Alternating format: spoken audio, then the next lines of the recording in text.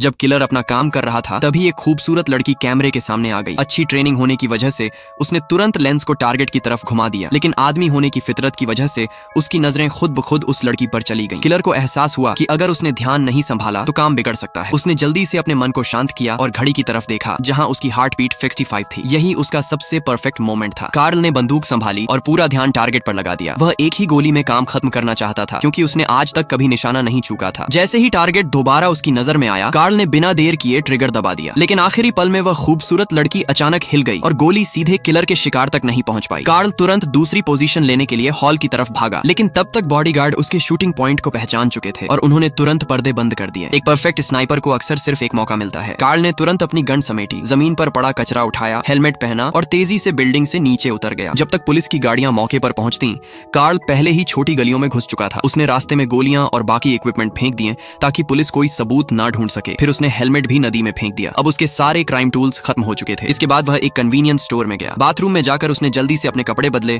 और पूरे शरीर को साफ किया। डिटेल्स पर ध्यान देने वाला कार्ल इतना सावधान था कि उसने अपनी दाढ़ी तक शेव कर ली। बाहर निकलने से पहले उसने अपने ऊपर काफी परफ्यूम छिड़का और सब कुछ सही तरह से सेट करके बिल्कुल साफ सुथरा बाहर निकला। टैक्सी रोककर कार्ल सीधे एयरपोर्ट पहुंच गया। एयरपोर्ट में दाखिल होने से पहले उसने रूमाल निकाला और अपने निशान मिटाने लगा। उसने रूमाल से उंगलियों के निशान साफ किए और चुपचाप उसे कूड़ेदान में फेंक दिया। लेकिन तभी पुलिस स्टेशन के पास से गुजरते वक्त उसने देखा कि एक पुलिस डॉग लगातार उसे घूर रहा है। हालांकि कार्ल ने अपने शरीर की गंध मिटाने की पूरी कोशिश की थी, फिर भी वह कुत्ते की सूंघने की ताकत पर दांव नहीं लगाना चाहता था। उसने तुरंत वह फ्लाइट छोड़ दी और वापस वॉशरूम में जाकर एक बार फिर अपनी स्किन और इस्तेमाल की गई हर चीज को ध्यान से साफ किया, यहाँ तक कि वॉश बेसिन तक को भी नहीं छोड़ा, क्योंकि कार्ल जानता था छोटी छोटी डिटेल्स ही जिंदगी और मौत का फैसला करती है। इसके बाद उसने दूसरी फ्लाइट की टिकट खरीदी, लेकिन किसी बड़े आदमी की हत्या करने के बाद अगर मिशन फेल हो जाए तो किलर खुद भी मारा जा सकता है। इसलिए अब कार्ल दोनों तरफ से खतरे में था। फोन रखने के बाद उसने अपना सिम कार्ड निकाल कर तोड़ दिया और मोबाइल भी नष्ट कर दिया ताकि कोई उसे ट्रैक ना कर सके। लेकिन इतना करने के बाद भी वह पूरी तरह निश्चिंत नहीं हुआ। प्लेन में बैठने के बाद भी उसकी नजर हर तरफ बनी रही। तभी उसे एक आदमी दिखाई दिया जिसने काला चश्मा पहन रखा था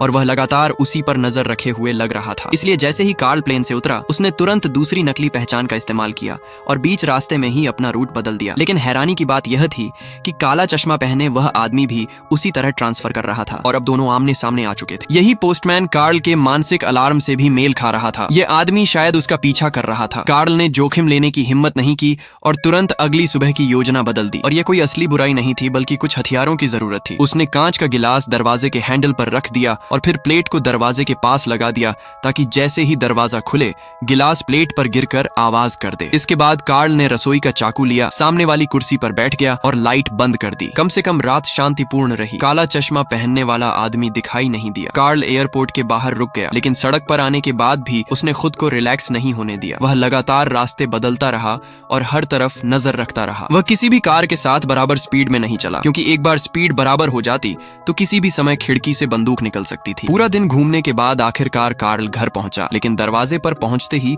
उसने जमीन पर 2 बड़े जूतों के निशान देखे। यह उसकी पत्नी के जूते नहीं थे और उन निशानों के पास सिगरेट के कई टुकड़े पड़े थे, जिसका मतलब था कि कोई काफी देर से उसके दरवाजे पर बैठा हुआ था। यह स्टाइल चोरी का नहीं बल्कि हत्या का था। कार्ल तुरंत समझ गया कि कोई उसे मारने आया था। उसने तुरंत कार से हैंडगन निकाली और फिर पेड़ की छाया का सहारा लेते हुए घर की तरफ बढ़ा। लेकिन उसने देखा कि घर के पास जमीन पर और भी साफ पैरों के निशान थे। इसका मतलब था कि वह आदमी घर के अंदर जा चुका था। कार्ल दीवार के सहारे घर के अंदर घुसा, लेकिन उसकी पत्नी गायब थी। वह तुरंत बेडरूम की तरफ भागा। अंदर पूरा कमरा बिखरा हुआ था और दीवार पर खून लगा हुआ था। कार्ल ने जल्दी से अपनी पत्नी को फोन किया और पता चला कि वह गंभीर रूप से घायल होकर अस्पताल में भर्ती है। वह घर में अकेली थी, तभी एक आदमी और एक औरत अचानक कमरे में घुस आए और उसके सिर पर हमला कर दिया। छोटे अंकल ने कार्ल से कहा कि दोनों लोग उसकी बहन को मरते हुए देखकर टूट चुके थे और फिर वे एक हरी टैक्सी में बैठकर चले गए। ये सुनते ही कार्ल ने तुरंत अपनी पत्नी को एक प्राइवेट अस्पताल में शिफ्ट कराया और फिर घर लौट आया। एक प्रोफेशनल किलर होने की वजह से उसने अपने घर में बहुत सारी चीजें छिपा कर रखी थी। इमरजेंसी इक्विपमेंट तक उसकी पत्नी को भी नहीं पता था। कार्ल ने जरूरी हथियार लिए, टूरिस्ट वाले कपड़े पहने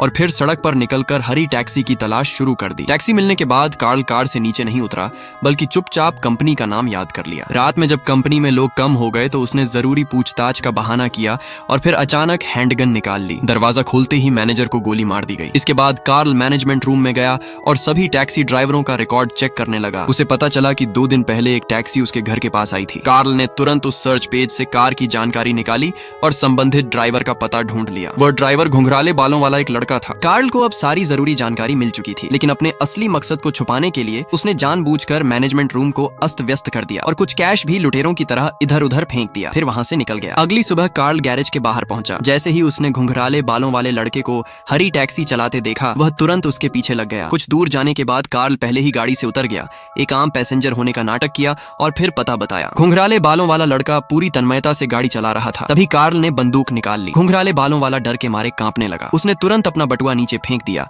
लेकिन कार्ल को उसमें कोई दिलचस्पी नहीं थी। कार्ल ने उससे पूछा कि 2 दिन पहले जो ग्राहक उसके घर तक गाड़ी बुक करके गया था, उसके बारे में क्या याद है। घुंघराले बालों वाले को वह सफर अभी भी याद था। उसने बताया कि वे एक आदमी और एक औरत थे। आदमी का शरीर काफी मजबूत था और औरत बिल्कुल रुई के गोले जैसी दिखती थी। प्राइवेट प्लेन से उतरने के बाद उन्होंने उसकी टैक्सी बुक की और घने जंगल के बीच बने एक प्राइवेट घर में गए। करीब 1 घंटे बाद वे बाहर निकले और फिर सीधे एयरपोर्ट चले गए। घुंघराले बालों वाले ने ज्यादा सवाल नहीं पूछे थे, इसलिए उसे यह नहीं पता था कि वे लोग घर के अंदर क्या कर रहे थे। हालांकि उसने जो कुछ भी पता था सब बता दिया, लेकिन जितना ज्यादा वह बोल रहा था उतना ही उसकी मौत करीब आ रही थी। कार्ल इन दोनों लोगों को नहीं जानता था, लेकिन उसे यकीन था कि उसका बॉस जरूर जानता होगा, क्योंकि उसी लाइन में सिर्फ बॉस को ही उसके घर का पता मालूम था। इसके बाद कार्ल नकली पहचान पत्र लेकर फ्लाइट में बैठ गया और न्यू ऑर्लियंस पहुंच गया। यहाँ उसके 6 गुप्त गोदाम थे। वे सभी सैन्य हथियारों और उपकरणों से भरे हुए थे। कार्ल ने वहां से एक हैंडगन, 2 गोलियां और नया पासपोर्ट निकाला। फिर उसने नंबर प्लेटों के ढेर में से एक चुनी और अपनी कार में लगा दी। अब असली सिर्फ बंदूक और गोलियां थीं, बाकी सब कुछ शुरुआत से आखिर तक नकली था। बॉस एक बेहद सुरक्षित और हाईटेक अपार्टमेंट में रहता था। अंदर जाने के लिए पहले सीसीटीवी से चेहरे की पहचान करनी पड़ती थी, इसलिए कार्ल को सफाई कर्मचारी का भेष बनाकर अपार्टमेंट के बाहर सही मौके का इंतजार करना पड़ा। कुछ देर बाद एक कुरियर दरवाजा खोलकर अंदर गया। कार्ल तुरंत पहले से तैयार किया हुआ कूड़ेदान खींचते हुए उसके पीछे भागा। कुरियर 4थी मंजिल पर लिफ्ट से उतरा और कार्ल भी उसके पीछे उतर गया, क्योंकि बॉस 4थी मंजिल पर अकेला रहता था। जैसे ही कुरियर ने 4 दरवाजों में से एक खोला, कार्ल ने पूरा रास्ता ध्यान से याद करना शुरू कर दिया। चारों दरवाजे बंद थे, इसलिए उसे इसी दरवाजे के अंदर घुसना था और उसे 7 सेकंड के अंदर दरवाजा खुला देखना जरूरी था। कार्ल जल्दी से आगे बढ़ा और चोरी छिपे अंदर झांका। उसने देखा कि अंदर वाला आदमी बॉस का सेक्रेटरी था, लेकिन कुरियर के बाहर निकलने से 1 सेकंड पहले ही कार्ल पानी के नल के पास पहुंच गया और ऐसे दिखाने लगा जैसे वह पानी पी रहा हो। कुरियर ने उस पर ध्यान नहीं दिया, दरवाजा बंद किया और वहां से चला गया। इसके बाद कार्ल दोबारा वहां से निकल गया और फिर आखिरी मौके का इंतजार करने लगा। कार्ल ने कूड़ेदान बाहर छोड़ दिया और सिर्फ बंदूक और टूल बॉक्स लेकर अंदर गया। जैसे ही सेक्रेटरी ने कार्ल को देखा, वह बुरी तरह चौंक गया, लेकिन कार्ल का असली निशाना वह नहीं था। फिर कार्ल ने रस्सी निकाली और पहले उस बूढ़े काले आदमी को कुर्सी से बांध दिया, फिर सेक्रेटरी को बाथरूम में बांधकर बंद कर दिया। लेकिन जब कार्ल ने बाथरूम का दरवाजा बंद किया तो उसने जानबूझकर थोड़ा सा गैप छोड़ दिया ताकि वह हर समय सेक्रेटरी की हरकतों पर नजर रख सके। वह बूढ़ा काला आदमी ऊपर से एक वकील था। कार्ल की पत्नी अस्पताल में लगभग मरते मरते बची थी, क्योंकि 2 दिन पहले कार्ल एक अमीर आदमी की हत्या करने में नाकाम हो गया था। इसलिए ग्राहक ने दोबारा ऑर्डर दिया था ताकि कार्ल को चेतावनी दी जा सके कि अगली बार अपना काम दिल लगाकर करे। कार्ल जानना चाहता था कि वह ग्राहक कौन है, लेकिन बूढ़ा काला आदमी अपने कॉन्ट्रैक्ट की वफादारी निभा रहा था और कुछ भी बताने से मना कर रहा था। कार्ल ने बिना कुछ कहे बंदूक निकाल ली। उसने स्टील की 3 कीलें उसके कंप्यूटर और मोबाइल के पास रख दी। तभी बूढ़े काले आदमी ने कहा कि ग्राहक की सारी जानकारी कंप्यूटर में है और वह उसे नहीं ढूंढ पाएगा। कार्ल ने इस बकवास पर विश्वास नहीं किया और सीधे गोली चला दी। 3 स्टील की कीलें उसके सीने में धंस गईं। अगर 6 मिनट के अंदर उन्हें नहीं निकाला गया तो दम घुटने से मौत हो जाती। बूढ़ा आदमी मुंह से तो कह रहा था कि चाहे कीलों से मर जाए फिर भी अपने क्लाइंट के साथ गद्दारी नहीं करेगा, लेकिन सिर्फ 3 मिनट बाद ही वह दर्द से जमीन पर गिर पड़ा। कार्ल ने तुरंत अखबार निकाला और बहुत सावधानी से उसके नीचे बिछा दिया ताकि खून जमीन पर ना गिरे, लेकिन उसे उम्मीद नहीं थी कि बूढ़ा आदमी चोरी छिपे सिगरेट पीता था। वह 6 मिनट भी नहीं टिक पाया। अचानक घबराहट में उसकी मौत हो गई। कार्ल को कोई जल्दी नहीं थी। उसने बाहर रखा हुआ कूड़ेदान अंदर खींचा और फिर बूढ़े आदमी की लाश उसमें डाल दी। इसके बाद पूरे कमरे को साफ कर दिया। फिर उसने बाथरूम का दरवाजा खोला। सेक्रेटरी पहले ही खुद को खोल चुका था। कार्ल उसे साथ लेकर लिफ्ट की तरफ बढ़ा और लाश को भी उसके साथ धक्का देकर अंदर ले गया, लेकिन तभी 2 और लोग लिफ्ट में आ गए। सेक्रेटरी ने मदद मांगने की हिम्मत नहीं की, क्योंकि वह जानता था कि कार्ल क्या कर सकता है। अगर उसने जरा सी भी हरकत की तो उसकी जान चली जाएगी। सेक्रेटरी कार्ल को अपने घर ले गया। वहां कार्ल को उसे मारने वाला ऑर्डर मिल गया। ऑर्डर के पीछे 2 फोन नंबर लिखे हुए थे। एक नंबर उस आदमी का था जिसने उसके कजिन और कजिन की पत्नी को मरवाया था, और दूसरा नंबर ग्राहक एडवर्ड की जानकारी से जुड़ा था। कार्ल को अब वह सब पता चल चुका था जो वह जानना चाहता था। सेक्रेटरी को लगा कि अब कार्ल उसे छोड़ देगा, लेकिन जैसे ही वह सीढ़ियों से नीचे उतरने लगा, कार्ल ने अचानक हाथ बढ़ाकर उसकी गर्दन तोड़ दी। ये बिल्कुल ऐसा लग रहा था जैसे कोई लाश बिल्डिंग से गिर गई हो। इसके बाद कार्ल बूढ़े काले आदमी की लाश को अपने गोदाम में ले गया ताकि उसे पूरी तरह खत्म किया जा सके। करीब 140 पाउंड वजनी उस बूढ़े आदमी की बॉडी को 10 बैरल सिरके में डाला गया और आखिर में सब कुछ समुद्र में बहा दिया गया। कार्ल ने कार को भी पूरी तरह साफ किया, फिर नंबर प्लेट बदल दी और इसके बाद वह अगले निशाने की तरफ निकल पड़ा, क्योंकि अब दूसरों का शिकार बनने के बजाय वह खुद शिकारी बन चुका था। शिकार बनने से ज्यादा कार्ल के लिए शिकारी बनना सही था। मंजिल पर पहुंचने के बाद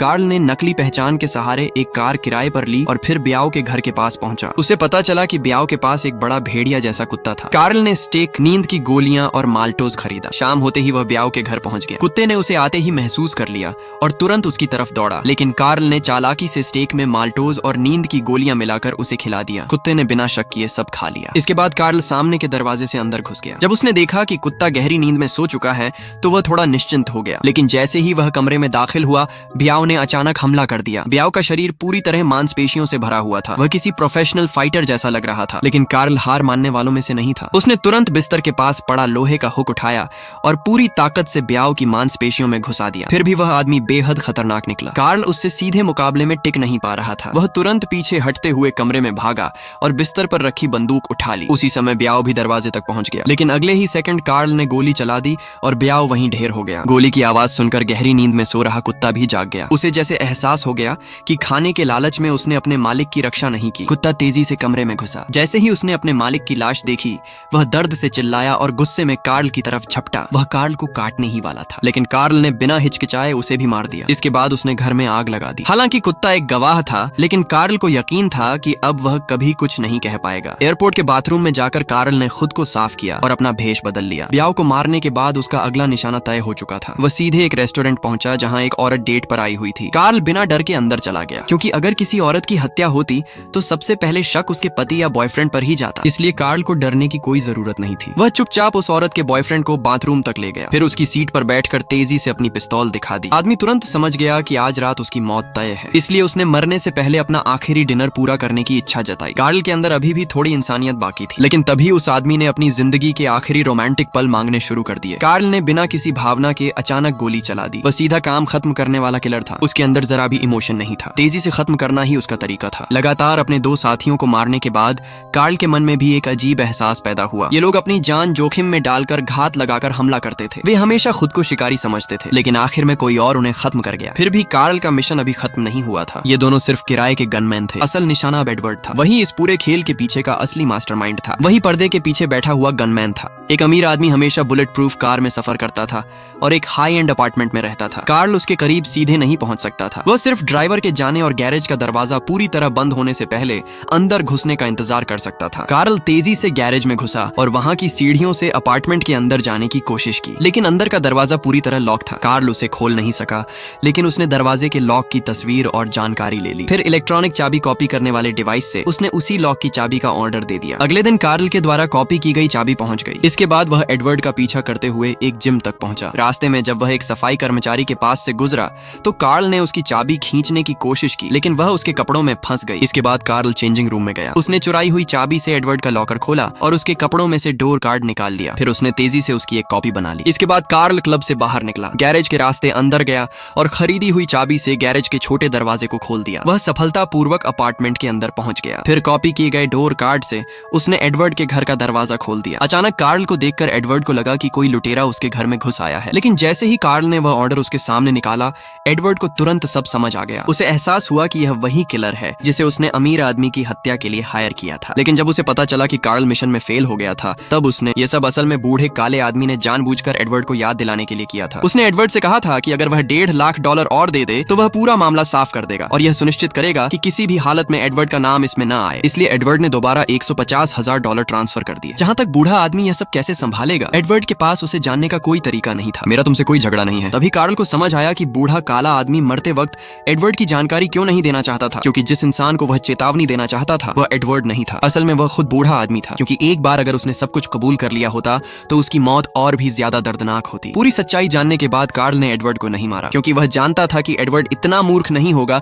कि ऐसे किलर को दुश्मन बना ले जो कभी भी उसके घर में आराम से घुस सकता है। इस पूरे हादसे के बाद कार्ल ने आखिरकार एक किलर की किस्मत को पूरी तरह समझ लिया। मारना और मारा जाना हमेशा एक दूसरे के साथ जुड़े रहते हैं, इसलिए उसने अंडरवर्ल्ड छोड़ने का फैसला कर लिया और अब किसी की हत्या नहीं करना चाहता था। वह सिर्फ अपनी पत्नी के साथ एक शांत जिंदगी जीना चाहता था। लेकिन जो इंसान जिंदगी भर किलर रहा हो वह कभी पूरी तरह चैन से नहीं रह सकता। यहाँ तक कि धूप का चश्मा पहनने के बाद भी कार्ल अपनी आंखें पूरी तरह बंद करने की हिम्मत नहीं करता था। उसे हर पल आसपास के माहौल को देखना और लोगों की हरकतों पर नजर रखना आदत बन चुकी थी। जिंदगी का रास्ता शायद बहुत लंबा हो, लेकिन इंसान सिर्फ उसी रास्ते के भविष्य को सही से समझ सकता है जिस पर वह खुद चला हो। कार्ल ने कितने लोगों को मारा, कितने दुश्मन बनाए, चाहे वह अपने भविष्य को कितनी भी अच्छी तरह क्यों न छिपा ले, खतरा हमेशा उसके साथ रहेगा। उसकी जिंदगी कभी सच में शांत नहीं हो सकती।